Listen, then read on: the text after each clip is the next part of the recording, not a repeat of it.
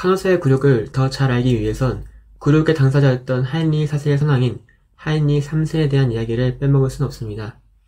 1027년 하인리 3세는 10살 때 왕으로 선출되었고 아우크스부르크 주교인 불운, 프라이징 주교인 에길베르트, 궁정 목사인 비포, 그리고 활동적이고 지적인 어머니 기젤라로부터 특별한 교육을 받았습니다.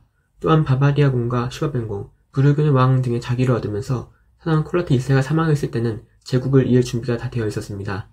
콜라트 2세 못지않게 유능한 왕이었던 하인리 3세는 관습에 따라 힘과 권위를 과시하기 위해 제국 곳곳에 돌아다녀야 했습니다. 그것은 단순히 정치적 이유만이 아니라 정치적 이유도 있었습니다. 왕은 어느 곳으로 여행하든지 그 자리에서 법정을 열 수 있었기에 보통 백성들은 왕에게 재판을 신청할 수 있었습니다. 중세의 왕들은 언제나 재정이 충분치 못했으므로 그러한 순회 법정은 큰 도움이 되었습니다. 뿐만 아니라 각지에 퍼져있는 세금을 중앙으로 올릴 필요가 없이 궁정 자치가 이동하면서 곳곳에 세금과 식량을 소비할 수 있었습니다. 일반 백성들은 황제는 신에게 선택받은 인물이기에 마법의 힘을 가지고 있으며 가족들의 건강과 그의 출세를 지켜준다고 믿었습니다. 이후 황제가 거처를 영구적으로 정하게 되면서 황제의 제국에 대한 통제력은 점차 감소하게 됩니다.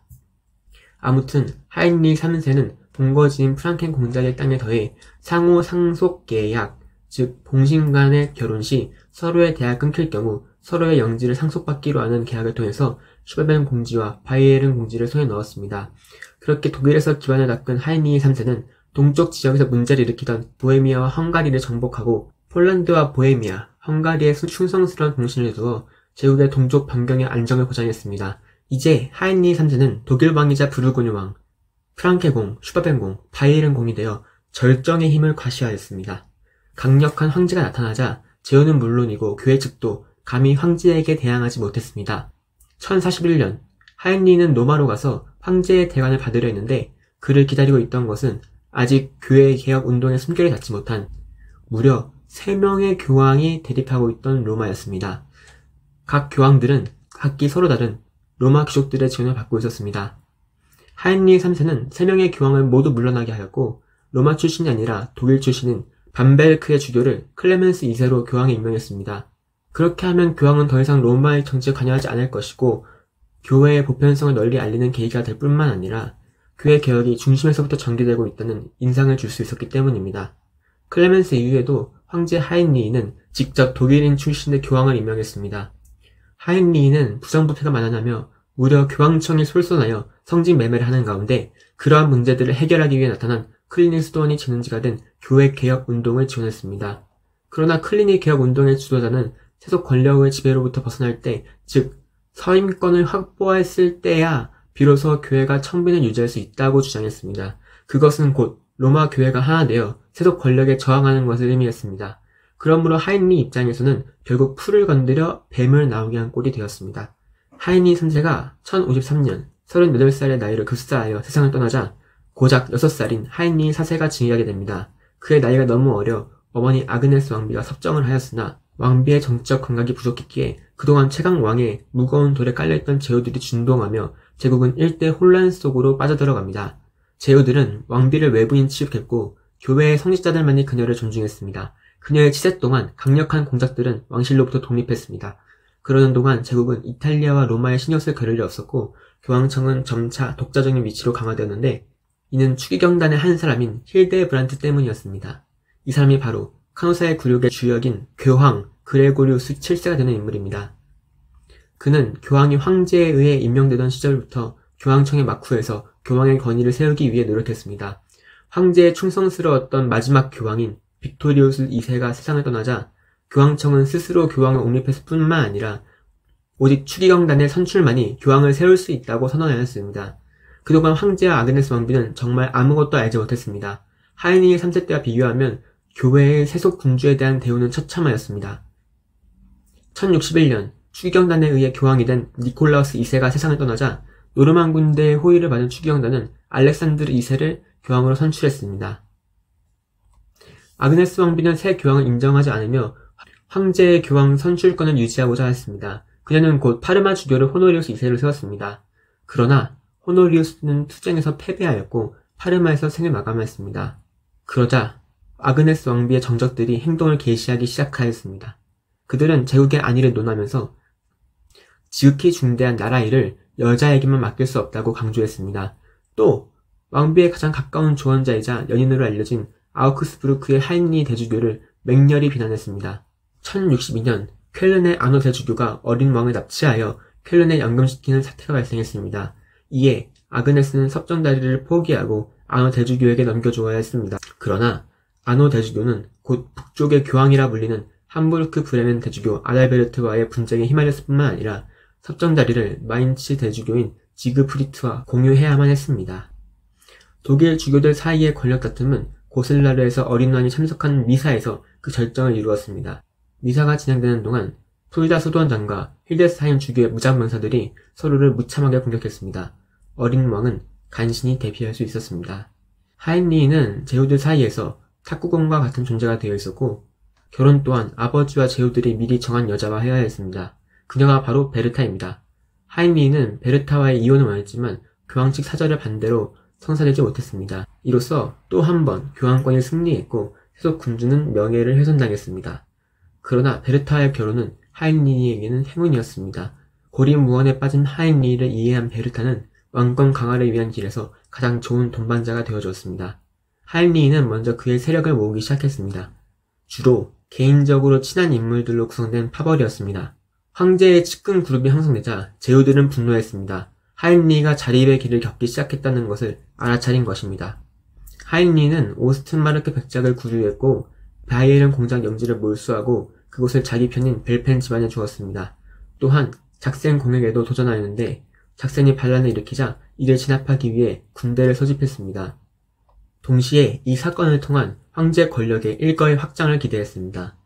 그러나 하인리히의 매형인 슈베벤 공작 루돌프가 난색을 표했습니다. 그는 하인리히 3세의 무거운 치세가 다시 도래하는 것을 원하지 않았습니다. 매형으로서 선봉에 서야 할 루돌프가 이러하니 다른 제후들이야 말할 것도 없었습니다. 하인리히가 군대를 모으는데 너무 많은 시간을 소모하는 동안 작센의 반란은 평화협정과 함께 애매하게 결론이 났습니다. 그러나 작센이 평화협정을 위반했고 이번에는 폭도들을 제압하기 위해 빠르게 군대를 모을 수 있었던 하인리히는 작센을 쳐볼 수 있었습니다. 그러나 그렇게 절정에 달한 황제의 권위는 단숨에 추락하게 되는데 마침내 교황 위에 오른 힐데브란트가 그레고리우스 7세로서 편지를 보내온 것입니다. 그 내용은 이러하니 파문을 당한 신하와 계속 신분을 유지한 것을 뉘우치며 참여하지 않는다면 왕이라도 성사에 참여할 수 없다는 협박이었습니다. 그레고리우스는 이미 황제의 고문을 맡고 있는 주교 5명을 성직 매매의 혐의로 파문한 바 있었습니다. 또한 그는 하인리히가 밀란노와 페르모, 스폴레토의 주교를 임명할 때 상의하지 않은 것을 맹렬히 비난했습니다. 그레고리우스 7세는 교황은 성 베드로의 권한을 이어받았기에 왕일지라도 자신의 명령에 복종해야 한다고 강조했으며 근래에 얻은 승리도 신의 은총이라고 지적했습니다. 그러나 하인리히 4세는 순순히 무릎 꿇지 않았습니다. 하인리히는 곧바로 보름스에서 독일 주교 24명을 소집하여 그레고리우스의 교황 폐위를 결의하였습니다. 그것을 위해 이용한 것이 그레고리우스와 토스카나의 마틸다의 스캔들이었습니다. 마틸다는 피렌체를 장악한 토스카나 백작 보니파시오의 딸로서 태어났는데 보니파시오가 죽고 생긴 의붓 아버지가 황제와 대립하면서 어머니와 함께 하인리히 3세의 포로가 되었습니다.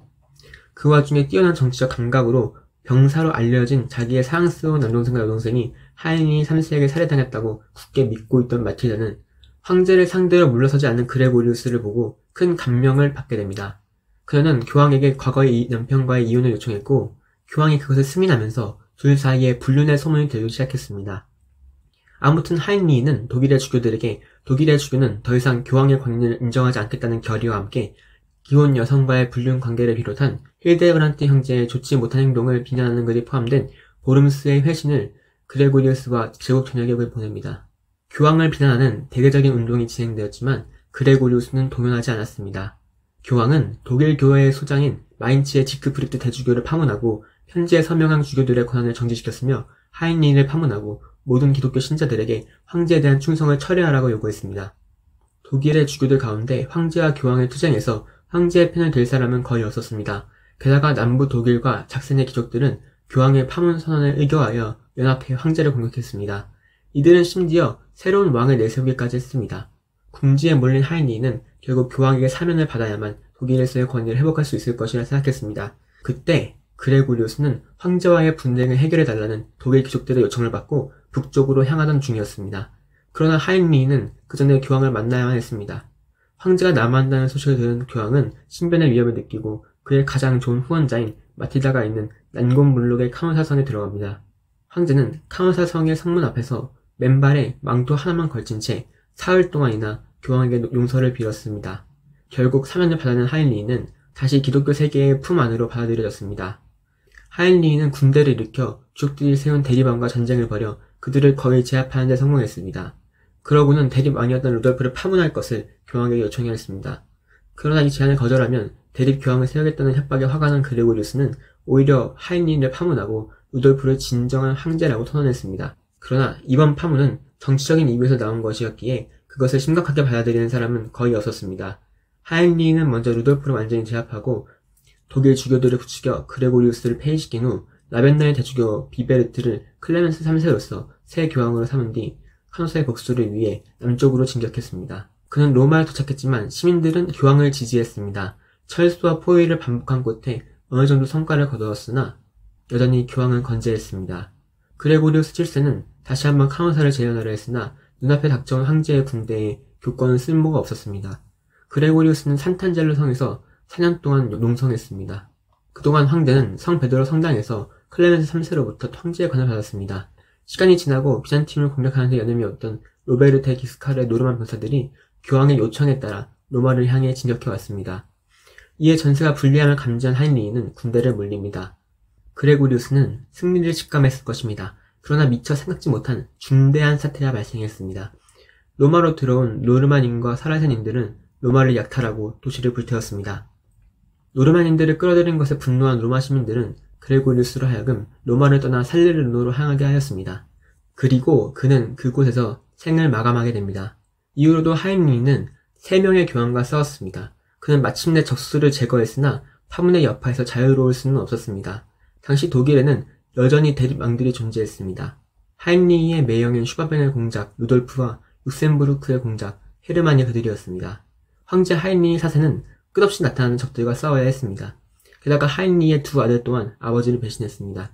장남 콘라드는 아들로서의 의무와 기독교 신자로서의 의무 사이에 번뇌했습니다. 그러다 마틸다의 설득으로 아버지의 폐위에 동의했습니다. 하인리히는 반란을 진압하고 큰 아들을 추방했습니다. 그리고 차남 하인리히 5세를 독일 왕으로 삼았는데 그 또한 아버지에게 반기를 들었습니다. 다만 그 목적이 순수하게 자기의 현세 이익을 위한 것이었습니다. 파혼자의 아들로서 정상적으로 황위를 계승하는 것이 가능할지 의문이었기 때문입니다. 하인리히 5세는 제후들을 끌어들이고 아버지를 연금했습니다. 하인리히 4세는 탈출에 성공했지만 큰 충격을 받았습니다. 그렇게 1106년 56살의 나이로 황제가 급사하고 하인리히 5세가 즉위했습니다. 그는 1122년 교황 칼리스투스 2세와의 사이에서 보름스 화약을 맺었습니다. 그 내용은 황제는 주교를 직접 임명할 수는 없으며 다만 세속적 권한을 상징하는 홀만을 수여할 수 있을 뿐 반지나 홀장 같은 종교적 상징물은 부여할 수 없게 한다는 것이었습니다. 이제 영적인 것과 세속적인 것은 뚜렷하게 분리되었으며 세속 군주는 종교적 영향력을 완전히 상실했습니다. 이를 통해 결론적으로 선임권 투쟁은 교황권의 승리로 마무리되게 되었습니다. 하인리히 5세는 1125년에 위트레흐트에서 사망했는데 후계자를 남기지 않아 대가 끊어지자 호헨슈타우펜 왕조가 대도하기 시작했습니다. 오늘의 영상은 여기까지입니다. 시청해주셔서 감사합니다. 구독과 좋아요 꼭 부탁드립니다.